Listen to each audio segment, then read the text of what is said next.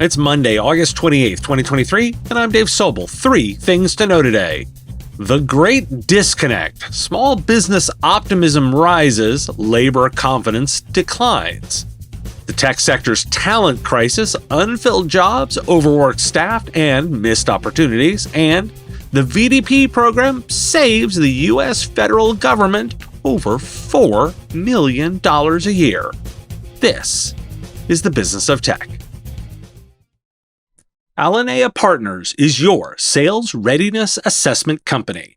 They identify untapped opportunities in offer development, managed services, and customer experience. They pioneered the secret shopper in the IT channel, and they want to help you get your provider going with instant value and momentum.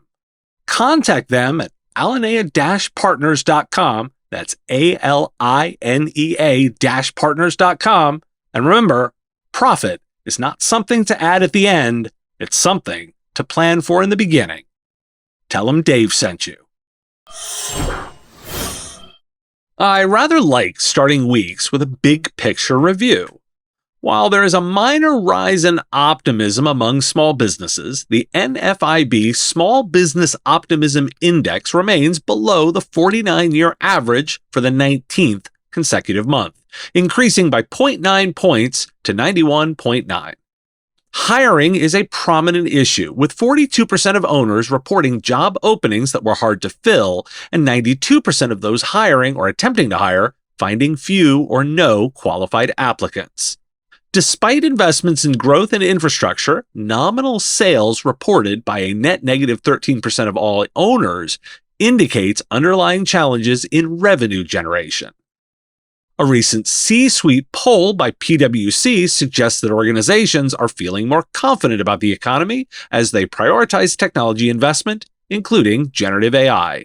Only 17% of the business leaders the consultancy polled strongly agree that there will be a recession in the next 6 months.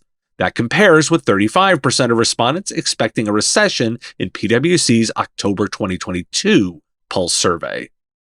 A new Fed survey shows that Americans are less confident in the labor market, with fewer people seeking new jobs and less inclination to job hop. The likelihood of respondents switching to a new employer is dropping. Still, wage demands are rising, with the average expected annual salary of job offers in the next 4 months jumping to $67,416 from $60,310 in July 2022. LinkedIn reports that job adverts in the UK that don't list a degree requirement have increased by 90%. And globally, recruiters are increasingly searching for candidates based on skills rather than degrees. Major companies such as IBM, Google, and Tesla are among those hiring more based on skills over qualifications, and 75% of recruiting professionals anticipate skills-first hiring will become a priority for their company over the next 18 months. By the end of 2023, 39% of global knowledge workers will work hybrid, up from 37% in 2022, according to research firm Gartner. The hybrid work trend will be more pronounced in the U.S., with 51% of knowledge workers projected to work hybrid and 20% to work fully remote in 2023. Why do we care? Surveys of sentiment are lagging indicators. We're watching the trend, which is up in SMB and broad opinion, rather than dwelling on the specific numbers. That's not aligned with labor's perception. I'm focused on the disconnect as the real insight. Perception is messy, and that's problematic. Employment reality looks messy too, with more creativity in looking for workers and more diverse working situations. Now, why care? You don't have to solve the problem for everyone, just for your organization and your customers. Don't expect it to be solved in the same way for everyone. When we look at tech hiring specifically, CompTIA's analysis of July employment figures from the U.S. Bureau of Labor Statistics shows that tech sector companies have increased their staffing by 5,432 employees in July, and the national tech unemployment rate fell back to 1.8%, the lowest rate in 6 months. However, job posting volumes year to date have eased relative to last year's record highs, which is not unexpected, and AI hiring remains a relatively small percentage of tech hiring activity. A survey of 8,400 executives, professionals, and office workers conducted by Ivanti found that 1 in 4 IT professionals are considering quitting their jobs in the next 6 months due to heavy workloads, stress, and isolation associated with remote work. The report also estimates that there has been a 73% increase in IT workloads due to hybrid or remote working, and at least 1 in 4 professionals is suffering from burnout. IT professionals are also 2.5 times more likely to work longer hours when working remotely. And despite these challenges, most IT professionals at 84% want to continue to work remotely at least some of the time. And despite this, tech firms are posting fewer all-remote job listings, with the share of fully remote positions declining to 18.6% in May from a post-pandemic peak of 24% in August 2022, according to research by JLL and labor analytics firm Lightcast. According to the annual Computer Weekly Tech Target IT salary survey, 67% of tech workers in the UK believe recruiting women into the tech sector could help to close long-standing IT skills gaps.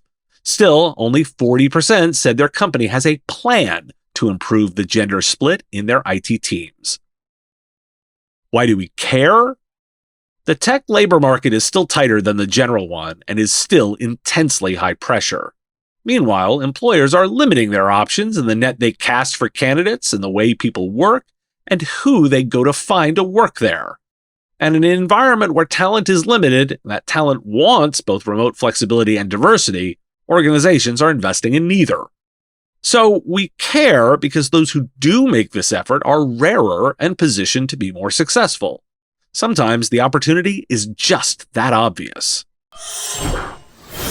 In update news, the Vulnerability Disclosure Policy Platform, or VDP, an internal clearinghouse for cybersecurity vulnerabilities in the U.S. federal government, has received over 1,300 valid reports in its first 18 months, with a rate of about 85% remediation. The program has saved as much as $4.35 million in estimated response and recovery efforts, and has seen tremendous growth in onboarding 40 agency programs since its launch in July 2021. The VDP platform enables agencies to identify and address security vulnerabilities in their software systems before threat actors can exploit them, and encourages researchers to report vulnerabilities. Why do we care? A disciplined approach to handling vulnerabilities exhibits results. Shocking, I know. I've discussed disclosures as a methodology before, and here's more data about it. Your takeaway?